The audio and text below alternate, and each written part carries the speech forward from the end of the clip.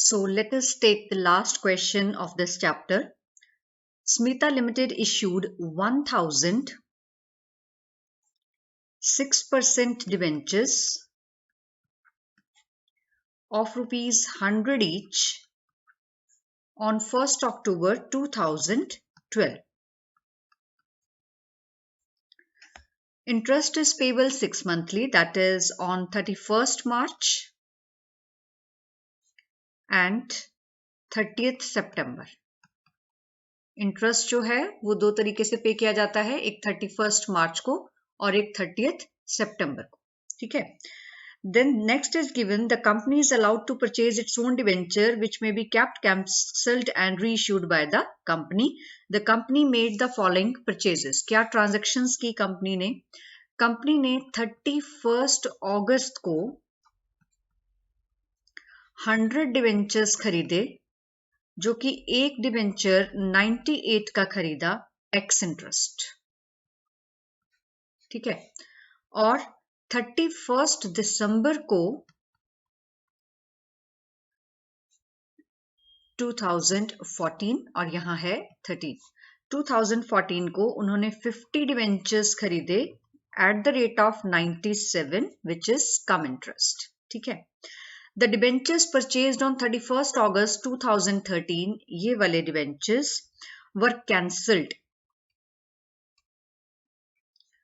On 31 March 2015.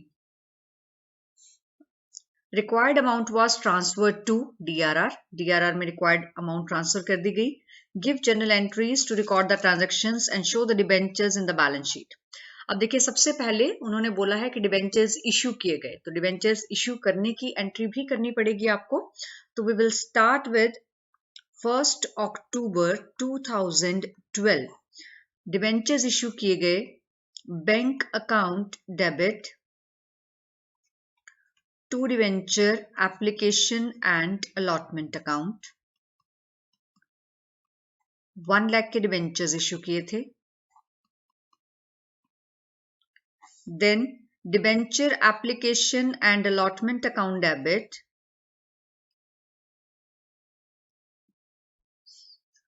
to 6% debentures account. 1 lakh के debentures issue करने की हमने एंट्री कर दी. ठीक है.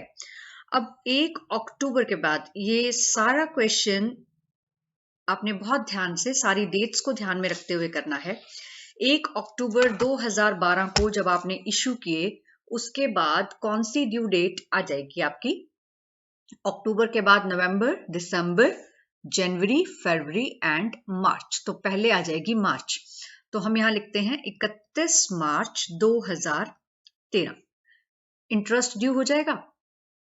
तो interest on debentures account debit to debenture holders, क्योंकि सारे के सारे डिबेंचर्स डिबेंचर होल्डर्स के पास हैं. तो इंटरेस्ट ऑन डिबेंचर्स कितना बनेगा? 1 लाख के ऊपर 6% की रेट से 6 मंथ्स का. ठीक है. तो हमारे पास कितना बनेगा? अक्टूबर, नवंबर, दिसंबर, जनवरी, फरवरी, मार्च. 6 मंथ का इंटरेस्ट बना. 1 लाख के ऊपर 6%, 6 मंथ्स का 3000. अब हमने 31 मार्च को ये इंटरेस्ट पे कर दिया. Debenture holders account debit to bank account 3000. अब मार्च के बाद हमें चेक करना है कि 2013 में कोई ट्रांजैक्शन है. तो ये हमें दिख रही है 31 अगस्त 2013 को 100 डिवेंचर्स खरीदे गए 98 के एक्स इंटरेस्ट. तो मार्च के बाद मेरे पास आ गया 31 अगस्त. अब मैंने डिबेंचर्स को खरीद लिया और जब मैंने बाद में इनको कैंसिल किया, तो इसका मतलब मैंने यहां पर जब खरीदा तो तब उनको मैंने इन्वेस्टमेंट के तौर पर रखा. तो investment in own debentures account debit, interest on debentures account debit to bank. चाहे कम इंटरेस्ट हो चाहे एक्स इंटरेस्ट, एंट्री सेम रहती है, अमाउंट निकालनी है हमें। 100 डिवेंचर्स थे, हमने 98 का खरीदा है, 9800 प्राइस मुझे दिया हुआ है एक्स इंटरेस्ट, तो इसका मतलब इसके अंदर अभी इंटरेस्ट ऐड होना बाकी है। तो इंटरेस्ट कैसे निकालेंगे? फेस वैल्यू के ऊपर 6%, और कौन सी ट्रांजैक्शन की डेट है? 31 अगस्त। उससे पहले की ड्यू डेट कितनी है? मार्च। तो दोनों में गैप कितना है? अप्रैल, मई, जून, जुलाई, अगस्त, 5 मंथ्स का। तो 5 मंथ्स का इंटरेस्ट कैलकुलेट करेंगे, ये कैलकुलेट करके आ जाएगा 250। तो टोटल कॉस्ट आ गई मेरे पास 10050। तो इन्वेस्टमेंट इन ऑन डिवेंचर्स में कितना चला जाएगा? 9800, इंटरेस्ट ऑन डिवेंचर्स में कितना? 250, और टू बैंक 10050। ठीक है। अब उसके बाद अगस्त के बाद नेक्स्ट ट्रांजैक्शन मेरे पास जो आएगी, अगस्त के बाद सीधा ही मेरे पास नेक्स्ट ड्यू डेट ही आ गई 30 सितंबर को। तो मैं यहां पर 30 सितंबर को फिर से इंटरेस्ट की एंट्री करूंगी। Interest on debentures account debit to debenture holders. पहले मैंने ये वाली एंट्री की थी क्योंकि सारे के सारे जो डिवेंचर्स थे वो सारे के सारे मार्केट में थे, लेकिन इस ट्रांजैक्शन के बाद 100 डिवेंचर्स मेरे पास आ गए। तो टोटल 1000 डिवेंचर्स में से 900 डिवेंचर्स तो मार्केट में हैं और 100 मेरे पास हैं। तो 100 डिवेंचर्स का जो इंटरेस्ट है, उन पे जो बचा हुआ इंटरेस्ट है वो मेरे पास आना चाहिए। तो यहां पर 30 सितंबर को मैं एंट्री कर रही हूं, और ये मैंने गैप कब लिया था? अगस्त में पहले मेरी एंट्री हुई थी। तो इसका मतलब इन डिवेंचर्स पे 5 महीने के इंटरेस्ट की एंट्री हो चुकी। कितनी बची है? 1 महीने की, अगस्त से लेकर सितंबर तक। वो किसके पास आना है? कंपनी के पास, खुद के पास आना है। तो जो कंपनी के पास खुद के पास आना होता है उसे हम लिखते हैं to interest on own debentures. तो कैसे कैलकुलेट करेंगे हम? टोटल हमारा जो इंटरेस्ट था 6 महीने का, वो हमने देखा था 3000 था। ठीक है। अब यहां पर देखिए आप कि 1000 में से 900 डिवेंचर्स के ऊपर इंटरेस्ट कितना बना? Into 6% into 6 months. तो 90,000 इंटू 6% इंटू 6/12, ये आ गया मेरा 2700। 100 डिवेंचर्स के ऊपर 6% 1 महीने का, ये मेरे पास आ गया 50। तो टोटल कितना इंटरेस्ट हो गया? 2750। आप यहां से भी चेक कर सकते हो। 250 आपका ये बना है, 550 ये है, तो 300 एंड 2700।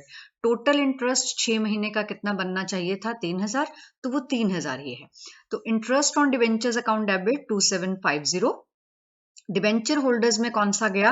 जो 900 डिवेंचर्स हमारे मार्केट में थे, और जो 50 रुपीज है इंटरेस्ट ऑन ओन डिवेंचर्स, वो कंपनी ने खुद को पे किया।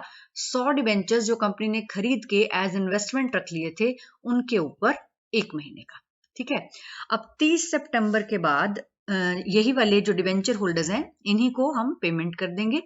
Debenture holders account debit to bank. कितनी पेमेंट कर दी हमने इनको? 2700 की पेमेंट कर दी।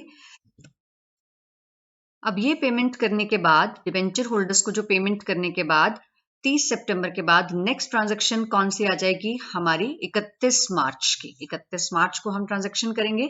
सो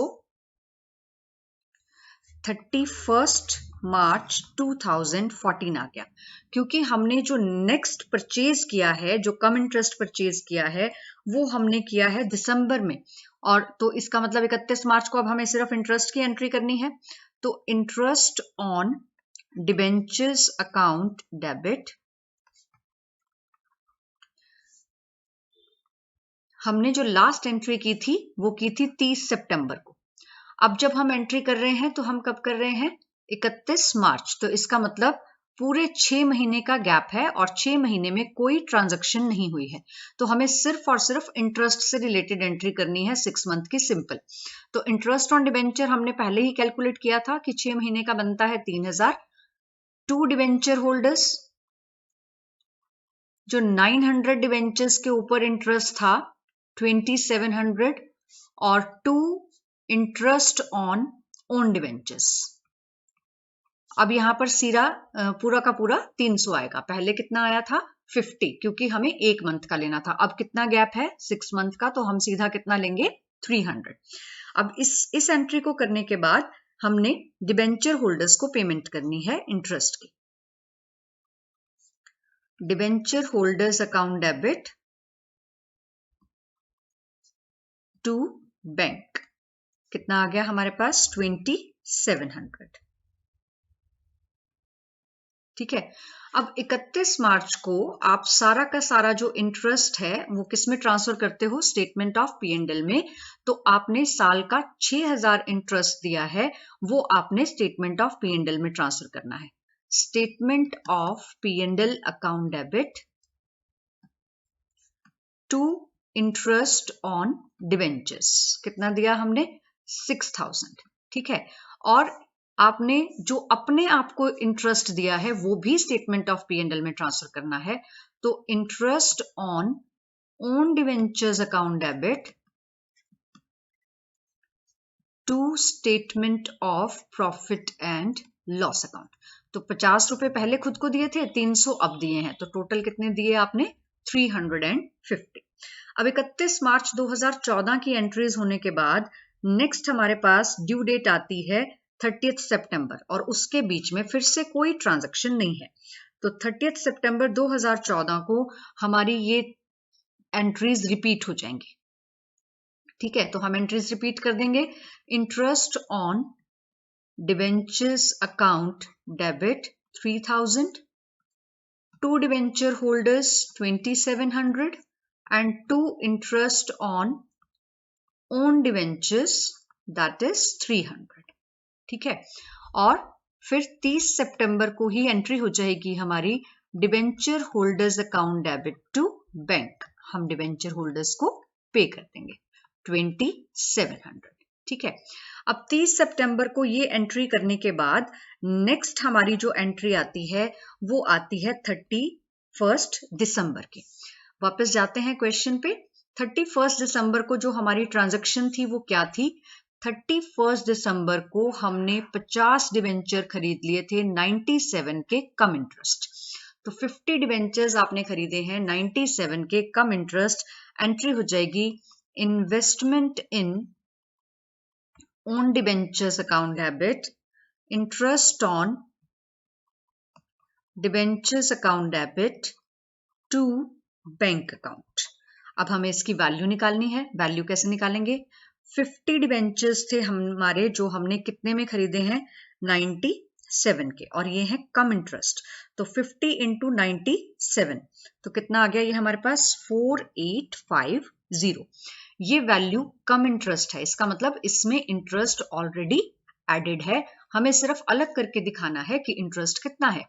तो फेस वैल्यू कितनी है 5000 इंटू रेट कितना है 6% इंटू ये कब ट्रांजैक्शन हुई 31 दिसंबर, उससे पहले की ड्यू डेट क्या है सितंबर। तो गैप कितना हुआ अक्टूबर नवंबर दिसंबर 3 मंथ्स का। तो इंटू 3/12 ये कैलकुलेट कर लेंगे आप, ये कितना आ जाएगा आपके पास 75 रुपीज। अब इसमें से ये माइनस करके आप दिखा देंगे कि डिबेंचर्स की कॉस्ट कितनी थी 4775। तो 4775 यहां आ जाएगा, 75 यहां आ जाएगा, और बैंक में कितनी पेमेंट हो जाएगी 4850। ओके। अब इसके बाद आपको फिर से इंटरेस्ट की एंट्री करनी है। तो फिर से इंटरेस्ट की एंट्री करने से पहले हमें यह समझना जरूरी है कि अभी पोजीशन क्या है। ध्यान से देखिएगा, 1000 डिवेंचर्स थे जिनमें से 900 डिवेंचर मार्केट में थे और 100 डिवेंचर्स हमारे पास थे। ये मार्केट में है और ये ओन डिवेंचर्स हैं। ठीक है। इनके ऊपर इंटरेस्ट चला आ रहा था 6 महीने का और इनके ऊपर भी चला आ रहा था 6 महीने का। अब हमने 31 दिसंबर को क्या किया, इसमें से 50 और खरीद लिए। ठीक है। तो जब हमने 50 और खरीद लिए तो अगली जो ड्यू डेट आएगी वो इंटरेस्ट की आएगी 31 मार्च।